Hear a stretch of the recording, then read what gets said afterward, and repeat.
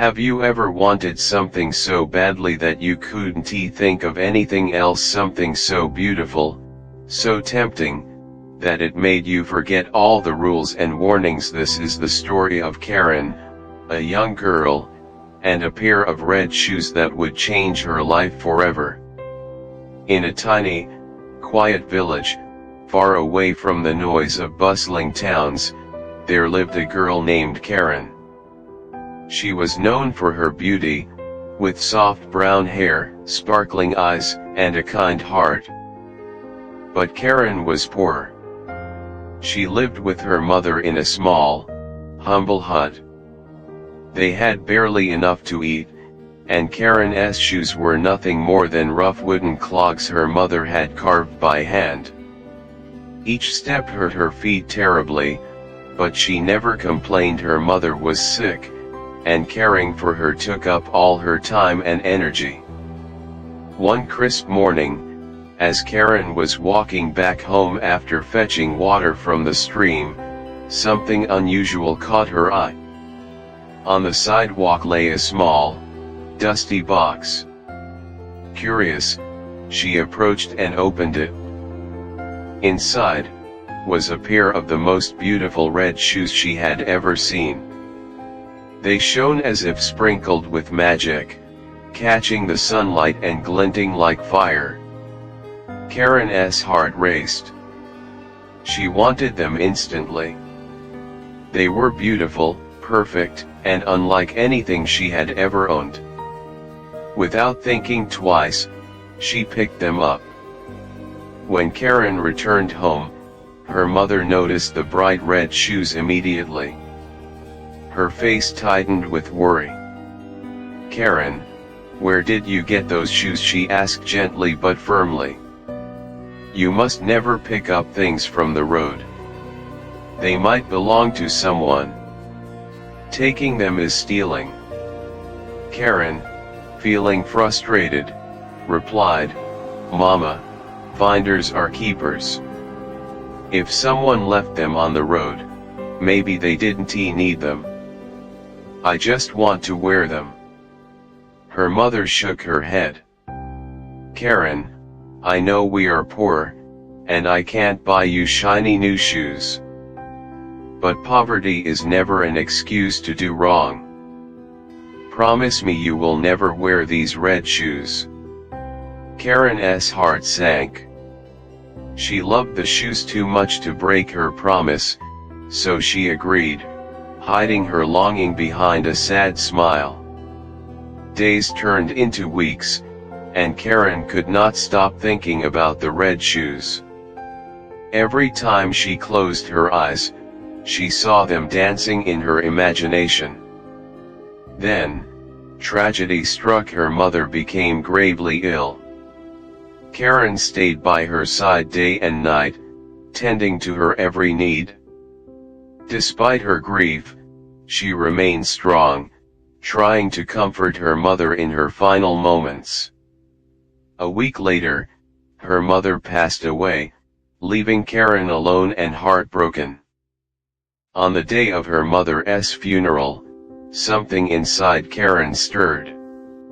She couldn't resist the red shoes any longer. Quietly, she slipped them onto her feet. The village fell silent when they saw the bright shoes on the little girl at such a solemn occasion. Whispers spread.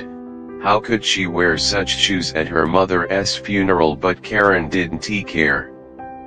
For the first time, she felt a spark of happiness, a small joy amidst her sorrow. At that moment, an old lady passed by in her carriage. She was kind and wise, always helping those in need.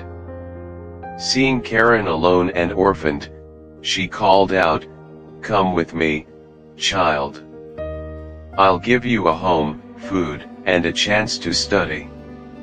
You deserve better than a lonely life." Karen's eyes brightened with hope, but the old lady frowned when she noticed the red shoes. "Oh, what are those on your feet? They are ugly. Take them off." "No. Karen insisted. I like them. They are mine. The old lady sighed, but, seeing the stubbornness in Karen, finally gave her a new pair of blue shoes and took her into her home. She treated Karen as her own daughter, giving her a warm room, delicious meals, and beautiful dresses. But Karen could not forget her red shoes. Deep down, she believed that someday, she would wear them again. Years passed. Karen grew into a beautiful young woman, but along with her beauty came a stubborn streak. She often defied the old lady, refusing to listen to her advice, insisting on doing things her way, and always demanding what she wanted. One day, the old lady decided it was time for Karen to have new clothes and shoes. As they entered a small shop, Karen's eyes widened.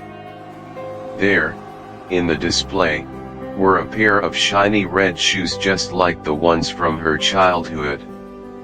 Her heart leapt. I want them, she cried. The old lady shook her head. Karen, buy the ones you can always wear. Red shoes are not for funerals or serious occasions. We can't afford 2 pairs. And walking home without shoes will hurt your feet. I don't care. I love them. I want them now. Karen shouted, stomping her foot. Reluctantly, the old lady bought the red shoes, along with a black pair for daily wear. On the way home, Karen danced and twirled in her new red shoes, ignoring the old lady's aching feet as she trudged behind her.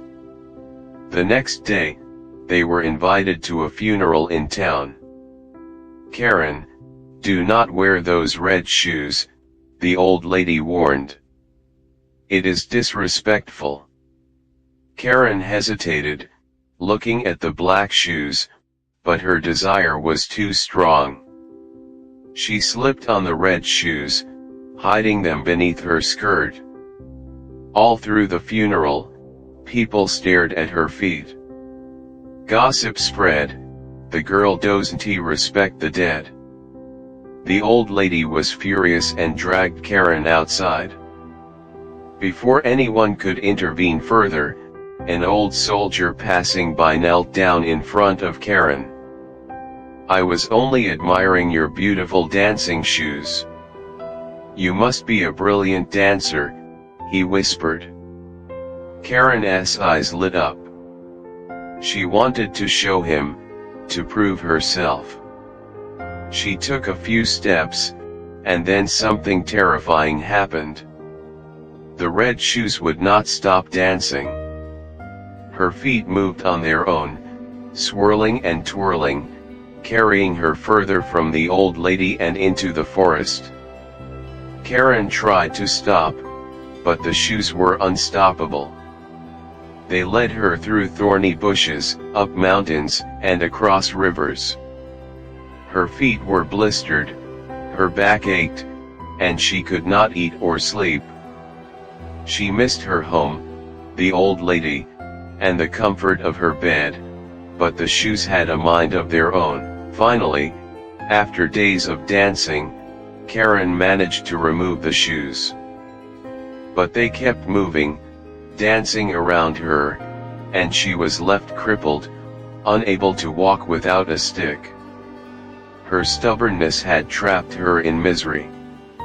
When she reached home, the old lady rushed to help her, offering food and care. The next morning, Karen opened the door, hoping to leave for the market, only to find the red shoes waiting for her at the doorstep, dancing and blocking her path. Karen realized the truth, all this suffering was her fault. I shouldn't have been so stubborn, she thought. All my life, I've been as stubborn as these shoes. I feel so sorry, what can I do now? The old lady advised her to pray sincerely. Night and day, Karen prayed, asking for forgiveness and for the shoe's magic to end. When she opened her eyes one morning, the old soldier from the funeral stood before her. "I am glad you have learned your lesson," he said. "Now that your stubbornness is gone, so must the shoes." With that, both the soldier and the red shoes vanished. Karen and the old lady were finally free. From that day on, Karen decided to study hard, respect others, and never let her stubbornness lead her astray again. She had learned that desires without control could lead to suffering, and that sometimes, listening to the wise and being humble was the only way to true happiness. The lesson of the red shoes is clear: be careful what you desire, listen to those who care for you, and remember that stubbornness can cost more than you ever imagine.